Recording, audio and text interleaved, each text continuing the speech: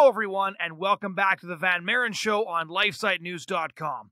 My name is Jonathan Van Maren, and today I'm going to be talking to a pro-life leader that I've known for almost 10 years now, almost since the very beginning of my own involvement in the pro-life movement, and that is Mark Harrington. He has been a pro-life activist now for decades, and we're going to be getting into what his career has looked like in the upcoming conversation.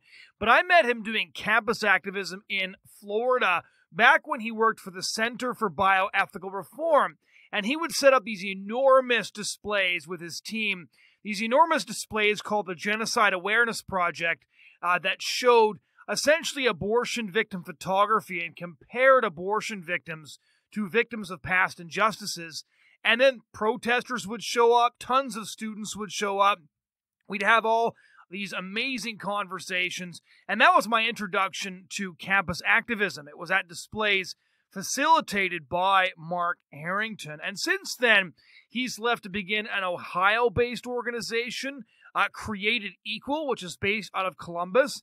And they really do a lot of amazing stuff. They do tours very regularly around the country. They're on campuses non-stop reaching students. They send teams outside of abortion clinics.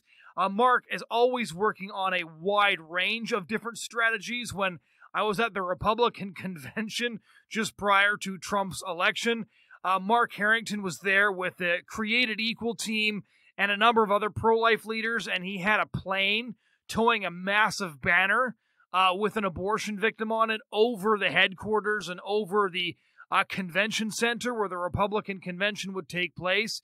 So he's been doing fascinating and effective activism now for several decades. And so since I started this show, I really wanted to have Mark on to discuss how he got involved in the movement, what he's been doing since then, and where he thinks everything is headed. So without further comment from me, this is my conversation with pro-life leader Mark Harrington of Created Equal, based out of Columbus, Ohio.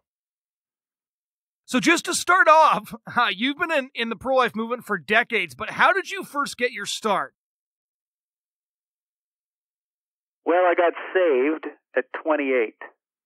I lived on the other side of the world, the other side of the tracks. I was an evangelist for the dark side, into all kinds of nefarious activities, and I won't go into detail about those because those are long ago and far away, but I was radically saved, came to Jesus Christ, and then soon after that met my wife, Paula, at the church I was attending, and she was volunteering for a pregnancy resource center, answering the phone calls at night from pregnant women that would come into our home, because back then they didn't have a toll-free number that women could call. They'd rotate the phone around to volunteers' homes.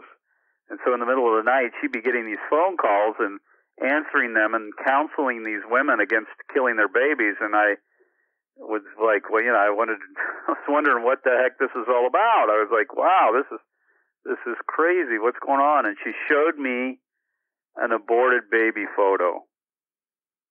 And that was it. I remember that moment distinctly, like it's etched in my mind. Like time stopped, It was one of those things that you kind of feel the Holy Spirit just gripping your heart. And that changed my life. I mean, it was that quick. It was that immediate that I knew at that point I had to do something to stop the killing. And so one thing led to the other. I read the book Operation Rescue, which was to me kind of the modern day book of Acts being played out. So this was the book by Randall Terry?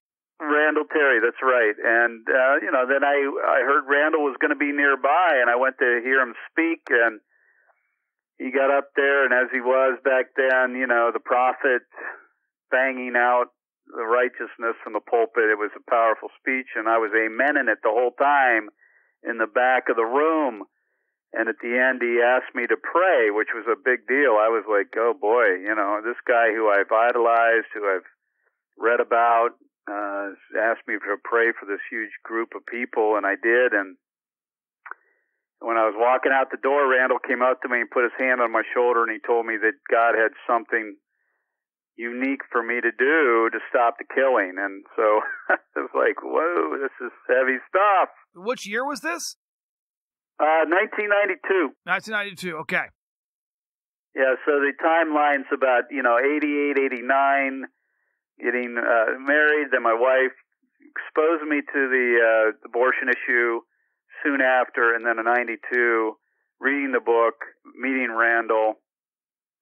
And of course, this was when Bill Clinton was elected president, and he was going to bring in the codification of Roe v. Wade. So this was like a big deal that was going on in the country, a big discussion about the direction of the pro-life movement and abortion and all that. And so Randall said that I should come to a leadership meeting with him and a bunch of other rescue leaders in Binghamton, New York, in his home that summer. And so I spent about 3 weeks with these guys, and,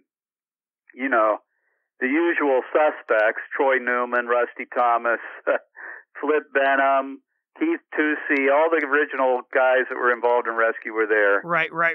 And I just recall that time and how God just started implanting in my heart the need to do this full time. So it didn't take long before I started plotting the course forward to work full time in the movement. So how did you get from Operation Rescue to where I met you first, which was the Center for Bioethical Reform? And just for anybody who doesn't remember, because we have a lot of younger listeners who won't remember fully what Operation Rescue was all about, what were you guys plotting and what did you guys end up doing? Because if I'm not mistaken, the last major rescue took place in New York in 93 in terms of the official movement, before the FACE Act really shut it down. All right. Operation Rescue was the largest civil disobedience movement in American history. Over 50,000 Americans were arrested over a period of, 5-7 years or so. But when Bill Clinton got into office, he put a hammer on that by passing the FACE Act, which is the Freedom and Access Clinic Entrances law, which made it a federal crime to block the doors to a clinic, and that, for all intents and purposes, ended that as a method to rescue children and address the abortion issue. But I was involved in several rescues. The last one I recall was in actually 1996. Okay. At the Republican National Convention in San Diego, when Bob Dole was the nominee. Even though FACE was law, the government wasn't enforcing it, and so we rescued there. That was the last time I did it. At that point, Randall had moved on. I think at that point, Flip Benham had taken over the reins of Operation Rescue. And then, so from Operation Rescue, how did you begin the journey to becoming the activist you are now, which is focusing really on exposing the injustice through the use of abortion victim photography, as well as all these side projects targeting the abortion clinics? Well, interesting enough, Greg Cunningham from CBR was beginning to use these large photo murals comparing abortion to genocide on college campuses. The first campus was Penn State University. It was in 1998.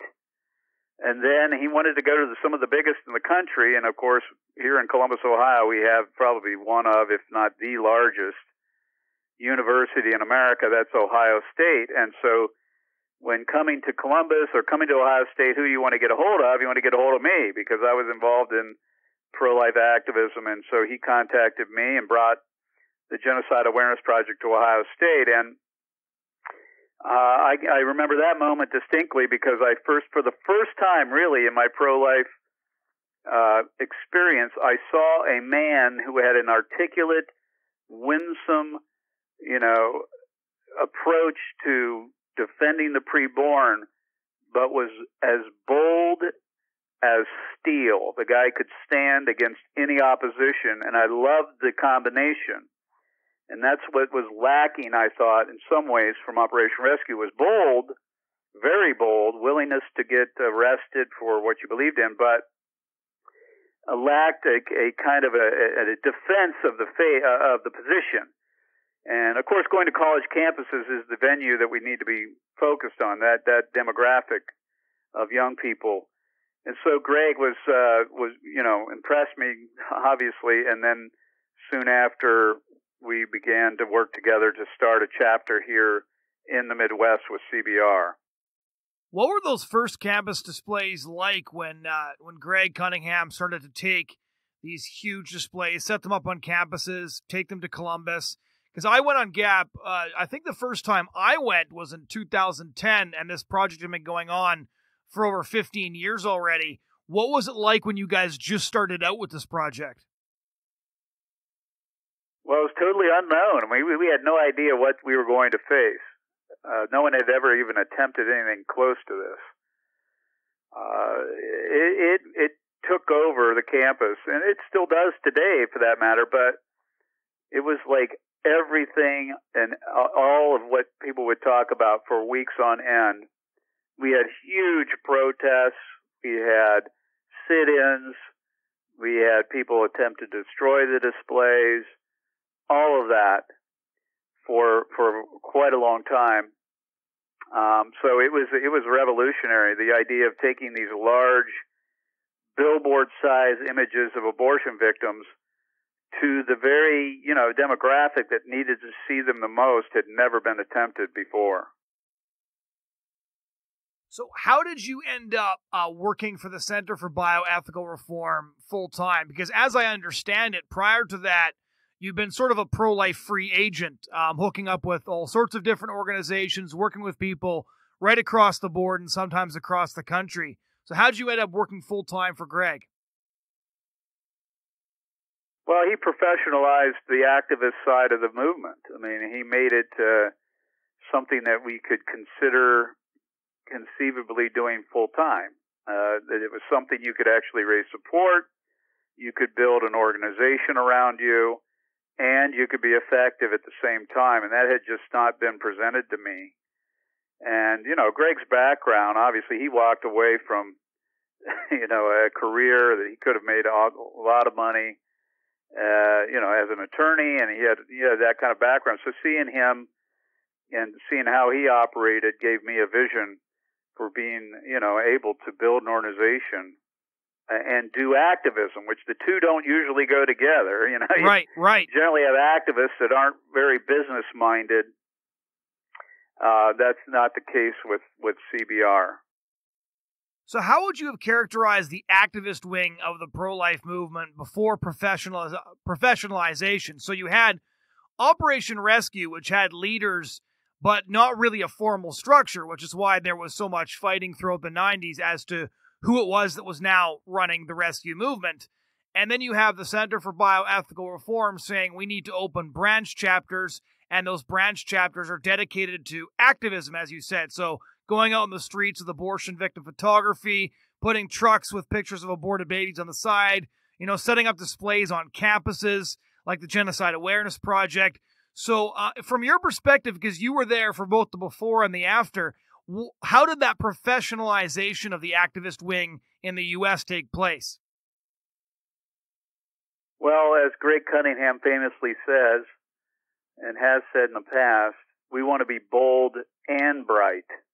Bold and bright. Operation Rescue was bold, and I'm not saying they weren't smart, but they weren't, really getting to the heart of the problem. Right. Going to abortion clinics, as we all know, is important to try to rescue those being led away to death, but it's not going to solve the problem. The heart of the problem is the heart of man, getting the information out there to change hearts and minds. And so he combined those two things together with abortion photos and imagery, bringing those to campuses, doing it in a way that was respectful in that we were professional in how we dealt with people who stopped by. In other words, it wasn't preaching, nothing wrong with that, of course, or someone on a megaphone shouting statements, pro-life statements. This was actually entering in to conversations, meeting people where they are, and then being able to present an apologetic for the pro-life position that is a winning position. And so you combine those two things together, abortion victim photography, college campuses, an intellectual debate, and you have a winning combination. That's why it was, successful, still is today, that approach. How difficult was it to start up a chapter? I believe the chapter you began was CBR Midwest, correct? That's correct, yes. How difficult was it to start up an established base like that? Well, it's pretty hard, actually. I mean, very few people succeed at it, but they fail because they don't try it. They don't work hard at it. Right. And so what Greg taught us is if you work hard at the fundraising, you have a vision, you present it, people are going to support it. I think what we find, unfortunately, is much of our movement isn't serious about ending the killing enough to make it a vocation, something they can conceivably do full time. Well, he gave us that vision. And so I was confident that we could pull it off. Also, I obviously believe that, God calls you to something, he's going to provide. And Scripture is clear on that. But we had to take care of, the business side of it, so to speak. And that is, we wanted to make sure that our bills were paid, that our families weren't going to be unnecessarily,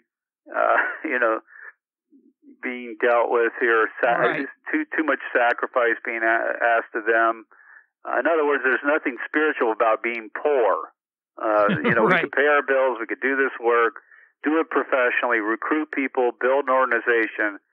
That's what CBR brought to the table, and that's why, by God's grace, we were successful here.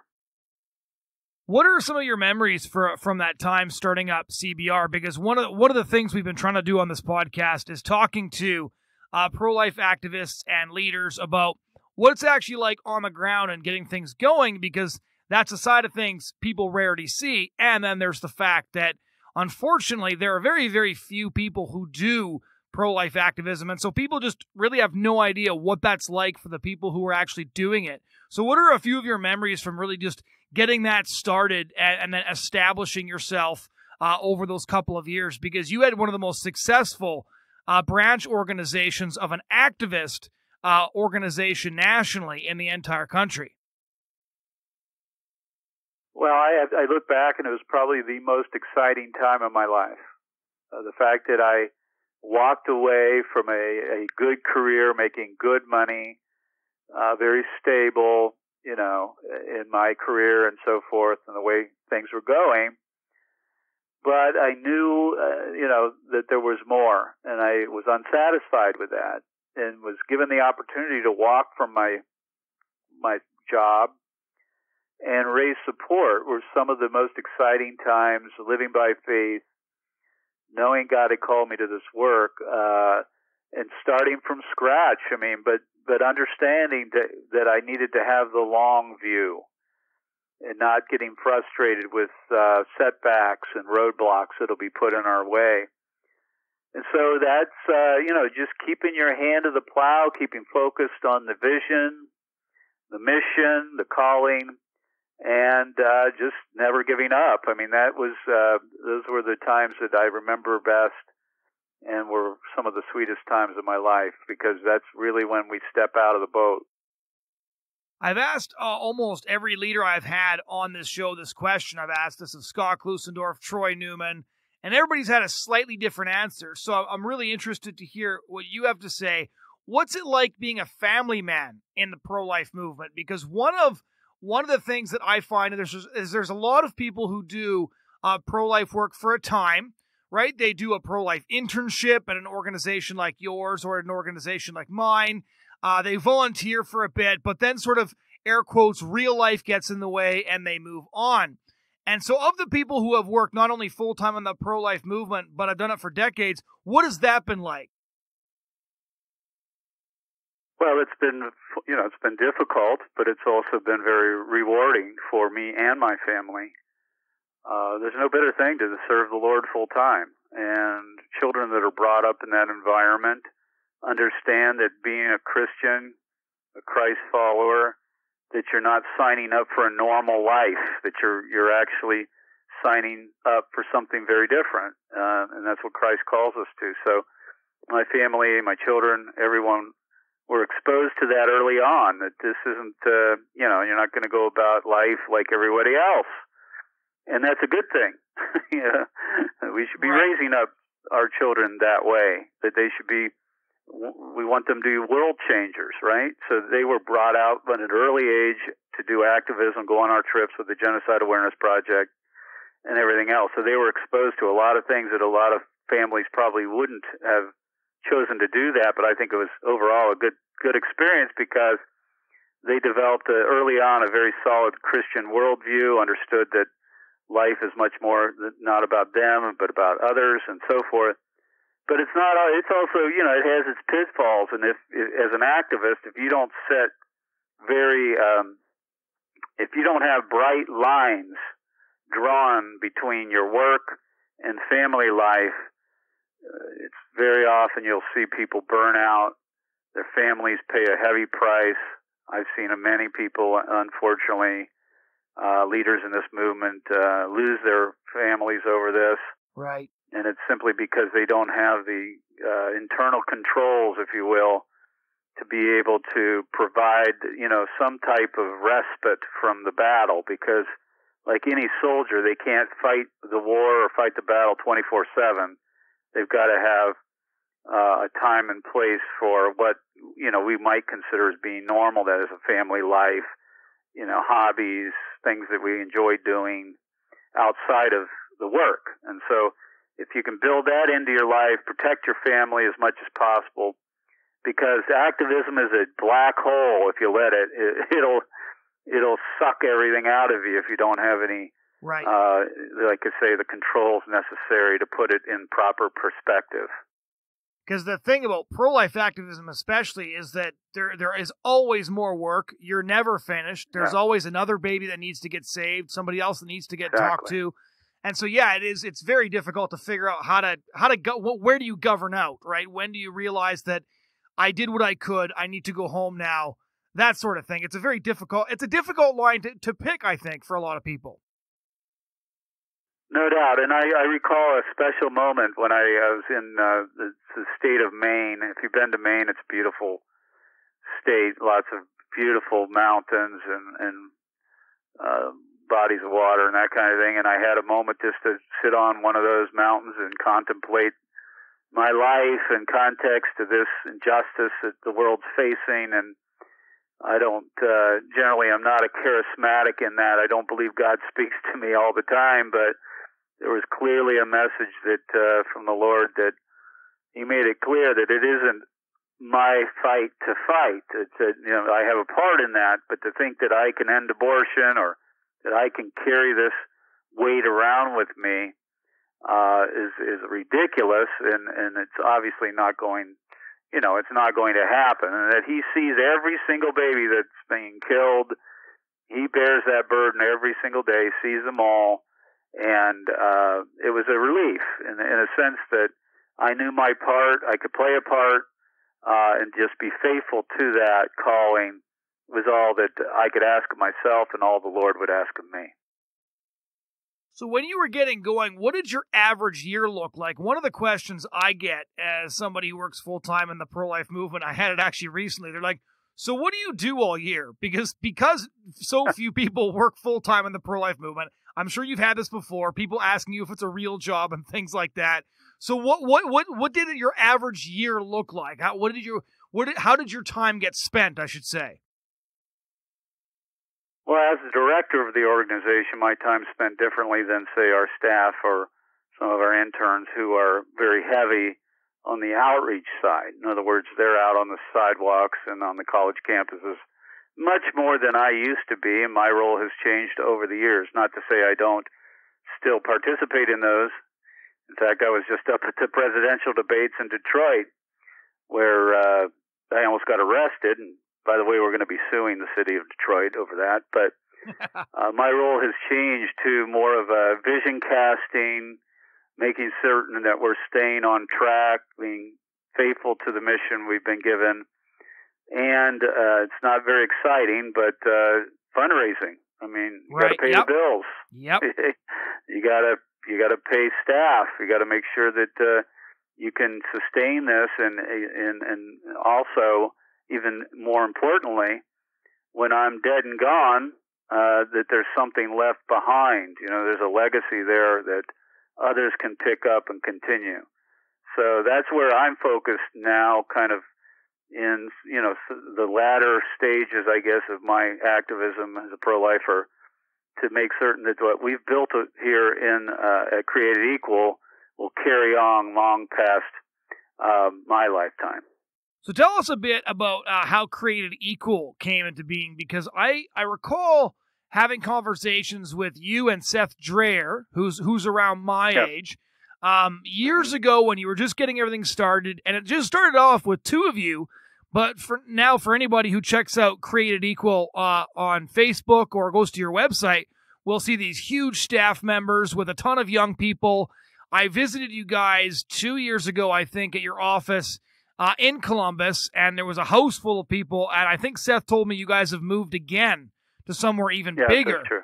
So how did you get from starting Created? Well, what was the vision behind Created Equal, and then how did you grow from two guys into this very big organization now? Well, we took what we learned from the Center for Bioethical Reform, and that is the use of abortion victim photography, reaching the most vulnerable demographic, which is college and high school students. And beyond that, this whole idea of raising up the next generation of leaders, which, I love Greg and CBR, but I just didn't see that happening to the degree that I thought it should. And so that's why we launched Created Equal. We focused on youth, college and high school, to raise them up, to train them, and then giving them meaningful ways of reaching out to the culture. So Created Equal, the name itself, of course, comes from our Declaration of Independence. And the idea that we're created equal is central to the whole notion of the life in the womb. That we're created in the image of God. That's what makes us distinct and different from all of the rest of God's creation. Therefore, we also find our equality or our dignity. And so I think that message resonates with youth. The idea of equality is in vogue today. So I think that helped. The idea of the justice rise, the idea of taking historical social reform examples like the Civil Rights Movement, which appealed to young people, and applying that to the pro-life movement and projects like the Justice Ride, where we put people on a bus and take them on the road and train them and take them to college campuses, and similar, not closely related necessarily to the civil rights freedom rides, but the notion is the same. Right. And that is, you get people and you get them all together, there's a certain synergy that takes place, and they begin to believe that they can stand for something that's bigger than themselves. So when you look at the different projects you do, because I talk to Seth and different people from Created Equal fairly frequently. I usually get the chance to speak to your interns once every summer, which is really cool. But you have these different teams. So you have people that go out and do 11th hour ministry in front of the clinics. You have people who go on the campuses. But I've met up with you guys outside the Republican convention where you were towing a massive banner. This was just prior to Trump's election. You have Operation Weak Link, where you're working on all these different side projects. So what is the full range of activism that Created Equal does? Because you're basically attacking the abortion issue from a whole bunch of different strains at the same time. Well, our core mission, of course, is raising up the next generation. So it all has to kind of feed into that, and then making projects that are effective in reaching people and giving young people that tool to use. So whether it's Operation Overpass, standing on overpasses, which are large banners of aborted baby photos, or like you say, the trucks or the airplanes or the Jumbotron, or it's all basically the same. Trying to reach as many people as we can, as fast as we can, with the graphic image, because those images speak louder than words. Right. And then giving youth, young people, the opportunity to participate in those. So I think it's the best training program around, in that we're giving people a practical way of actually using what they learn in the classroom. That's the vision of Created Equal. So one of the things I wanted to ask you is a question a lot of people ask me, which is, abortion is a very depressing topic. in many ways, the culture seems to have declined right across the board. And so what are the sorts of things that keep you going? I know a lot of people don't know that we get to hear a lot of amazing stories as well as depressing stories. So what are some of the stories of saved lives, changed hearts that really keep you going when you look at your career in the pro-life movement? Well, there was a conversation with Greg Cunningham that I'll never forget, and that is we were driving home from a fundraising meeting, and Greg turned to me and he said, "You know, Mark, abortion ruined my life." And I didn't know what he meant at the moment, but then I thought about it later, and I thought, oh, that kind of makes sense in that we all have plans. They may not be what we thought they'd be, but as long as babies are dying, you can't live a normal life, and that a country that kills children, we should be behaving a lot differently than one that doesn't. So there's no turning back. I mean, to me, it's more of a duty, if you will, a right. responsibility. I wake up every morning knowing that's what I need to be doing. I find a lot of comfort in that. Gives you purpose, right? Gives you consistency and longevity if you know that's the reason. But I also do it because I know this is the best way to work out my faith, because we should love our neighbors ourselves. So this is a practical way to love I think the one that needs it the most, that is the unborn.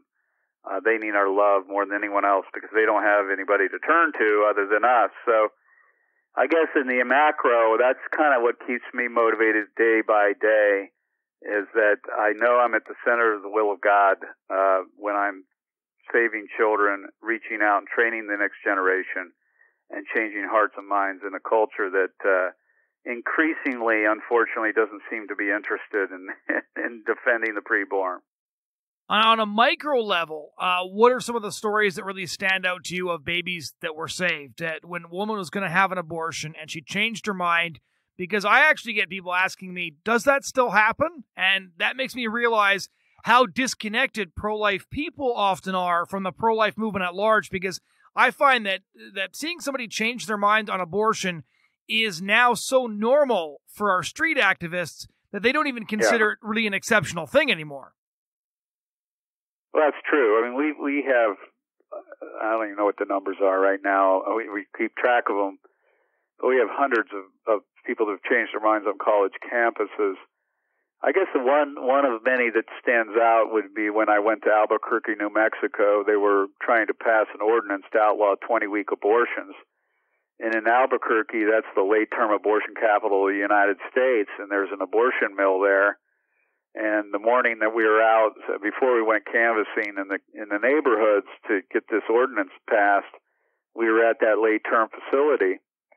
And I don't do a lot of sidewalk counseling anymore, but I do on occasion. And I usually reserve my comments for the men that go inside, because as a man, I can speak to the men and challenge them. And I recall, a couple, didn't know if they were married or not, going in, and the woman was visibly pregnant. I mean, this is a late-term abortion center, so she had more than a baby bump. I mean, it was for sure.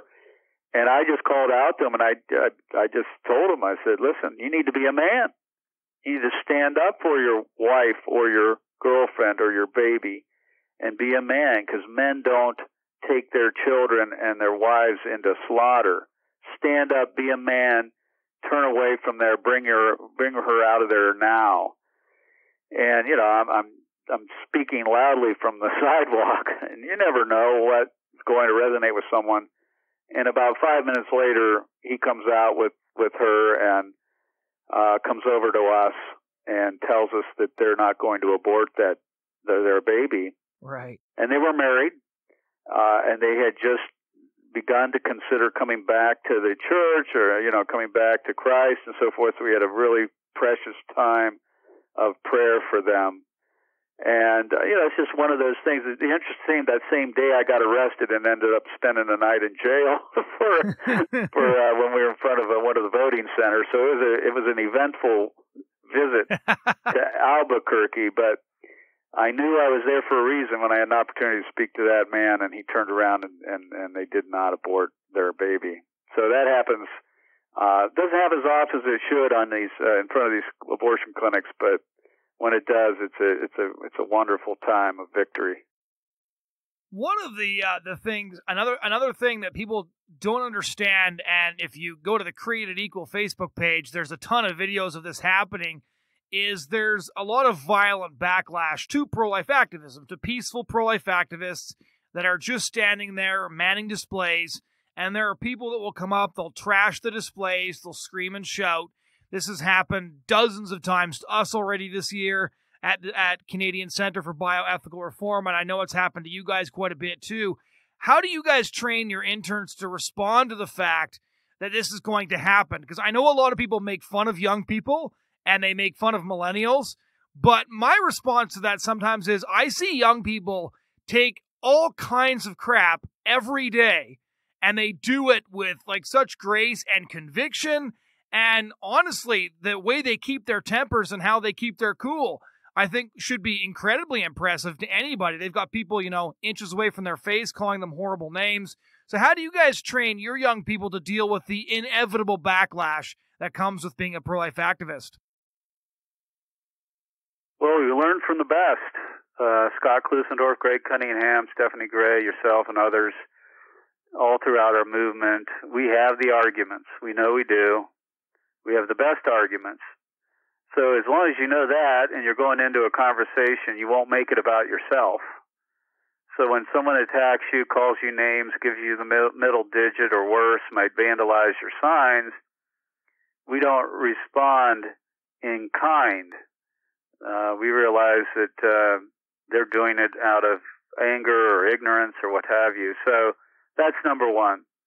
Number two is, we've trained our youth in understanding historical social reform, and that reformers who are effective are rarely liked, and liked reformers are rarely effective. So right.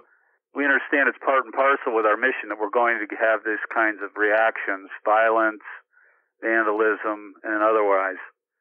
So they know that all going in. They're trained to handle it. We teach them the art of passive, nonviolent resistance like the civil rights leaders did with the freedom riders and others. And that is that you never respond in kind violently. You take the abuse if necessary, because, that's the kind of reaction that the world looks at and thinks, wow, that's unusual. Yeah. Who are the violent people here, right? Yeah. The violent people here are the ones that also kill children. So because we're a peaceful movement, that's ingrained into our everyday work, and we make it certain that those who work for us and volunteer with us pledge to treat people in a kind and respectful manner, regardless of how they treat us. On just a slight shift, you've been in the movement now for decades, and so when you look at the pro-life debate as it is now, I remember talking about Donald Trump with you in the lead up to the election. None of us thought that he would be solid on the issue. Turns out he has. We have no idea how 2020 is going to go yet. When you take a look at the pro-life movement and the pro-life issue in the macro sense, what's your feel for where we're at in this debate in the United States? I think that we're experiencing a respite. I think Donald Trump has opened a window that wouldn't have happened otherwise. We would be dealing with a Clinton presidency. Things would have been hugely different. So we have an opportunity, a window to really seize upon some things that we wouldn't have been able to do before. That's what you're seeing. I mean, the state legislatures enacting these abortion bans and heartbeat bills and others. And then you have states like New York and Rhode Island and others going the other direction, all in anticipation, I guess you could say, to the possible overturning of Roe versus Wade. I'm not one of those is all that optimistic that we're going to see that happen in the near term. I mean, I know how to count, right? And right now, I don't think we have the numbers on the court. But with the re-election of Donald Trump in 2020, I think that becomes within grasp. The idea that we might actually have a majority that could overturn Roe. So, that's all on the political front. But culturally speaking, I think the American people are giving us a second hearing. We have an opportunity again to speak on this issue where we didn't before. It's more in the news. It's a bigger issue politically. People are talking about it all across America. But the culture is heading in one direction. We are having a sexual and moral revolution in the Western world, including America and Canada and elsewhere. And I don't think that's going to be reversed anytime soon. And as long as that's the case, people are going to be seeking a remedy for it, which is abortion. You can make it illegal, but people are going to still want it somehow. So we've got a lot of work to do. I'm not one of those to give people false hope. But I do believe that we do have an opportunity, a window here, and we better take advantage of it because it could be short-lived. When you say the pro-life movement has a lot of work to do, when you look at the ground, what does that task look like for you? Because you can ask 5 pro-life activists this question, and you'll get 5 different answers. So what's your vision of what needs to be done on the ground in the years ahead? Well, it's old school. It's changing hearts and minds. The public square. It's something we've been dedicated since I've started this work. And I think historically that's how change comes. There's no silver bullet. There's no easy way. And if we're looking for that, we're going to be sadly disappointed. We all look to, say, social media and other ways of reaching people.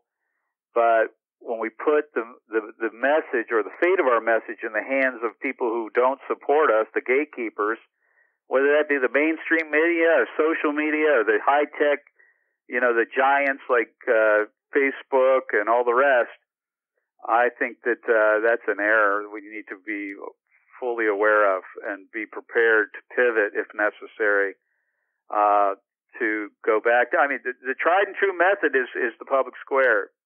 It's not the easier way, but it's the way that's proven to be successful over time.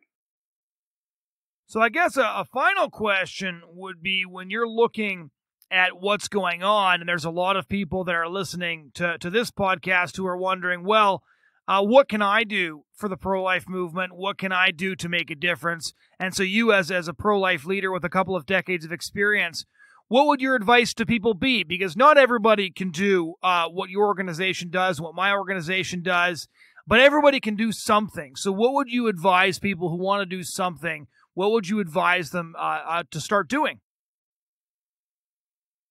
Well, I'm of the opinion that we shouldn't do what we most want to do, but what most needs to be done. Right. If there are people doing what they want to do that for whatever reason they've chosen to do, and there are a lot of people doing it, then maybe that's something you shouldn't do. Do something that most needs to be done. That's why I do what I do, because there are very few people who are dedicated to raising up a generation, an organization that does the hard work day in, day out of reaching people where they are, using the First Amendment, free speech in the public square.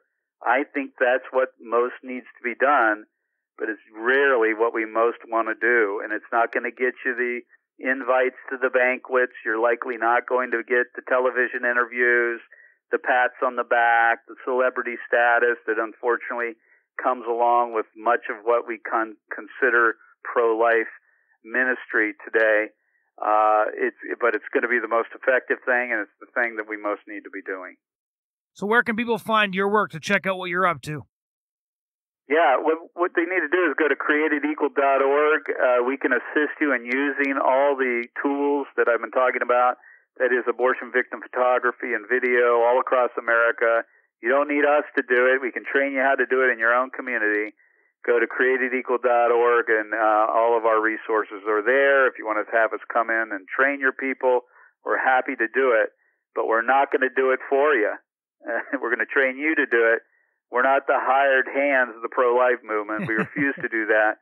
We've got to replicate ourselves in order to get the job done. Well, Mark, thanks a lot for taking the time to go through all this with us. You're welcome. Good to be with you.